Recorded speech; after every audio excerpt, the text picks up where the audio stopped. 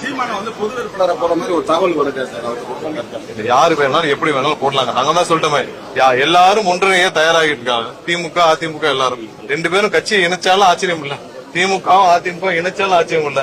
சீமான் சொன்னாரா? சீமான் எங்கேயாவது அதிமுகவும் திமுகவும் சேர்ந்து பொது வேட்பாளரா என்னை அம்பாசமுத்திரத்தில் நிக்க வைக்க போகுதுன்னு சீமான் சொன்னாரா?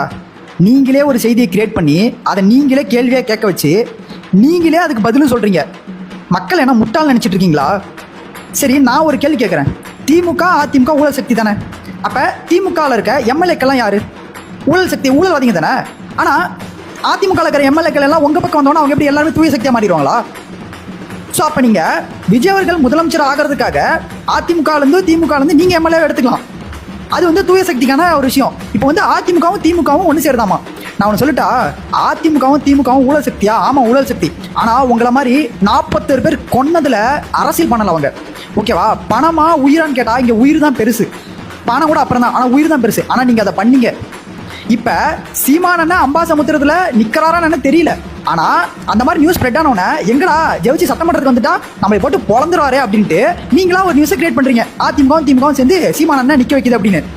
நீங்கள் அதிமுக இருந்து எம்எல்ஏக்கள் எடுத்துக்கலாம், அது தப்பு இல்லை. அவங்களாம் தூயவர்கள், தூயவான்கள். ஆனால் நீங்கள் அதிமுகவும் திமுகவும் ஒன்று சேரக்கூடாது இல்லை? மக்கள் ஒரு முறை ஏதோ நீங்கள் சொன்ன பொய்யை நம்பி வாக்களிச்சிட்டாங்க டிவி கேக்கு. ஆனால் திரும்ப அப்படின்னா பண்ணிடுவாங்கன்னு கனவுல கூட என்னாதீங்க.